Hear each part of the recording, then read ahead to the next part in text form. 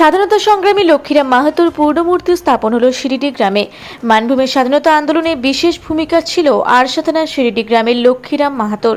মঙ্গলবার তার প্রয়াণ দিবসে পূর্ণমূর্তি স্থাপন করা হলো। মূর্তি উন্মোচন করেন প্রাক্তন মন্ত্রী শান্তিরাম মাহাতো ও পুরুলিয়া জেলা পরিষদের সভাধিপতি নিবেদিতা মাহাতো।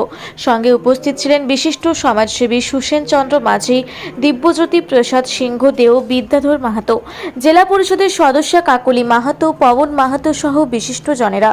এদিন প্রথমে বর্ণাঢ্য মিছিল সহকারে সারা গ্রাম পরিক্রমা করে মূর্তির সামনে উপস্থিত হন সকলে। তারপরে মূর্তির উন্মোচন হয় এবং জাতীয় পতাকা উত্তোলন করা হয়।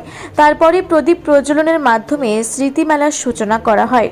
এদিন গ্রামের দুস্থ মানুষজন এদের হাতে নতুন বস্ত্র তুলে দেওয়া হয়। পাশাপাশি বিভিন্ন সাংস্কৃতিক অনুষ্ঠানও অনুষ্ঠিত হয়। প্রয়াত স্বাধীনতা সংগ্রামের আন্দোলনের গৌরবময় ইতিহাস মানুষের কাছে তুলে ধরার জন্যই এই মেলার আয়োজন করা হয়েছে বলে জানা যায়।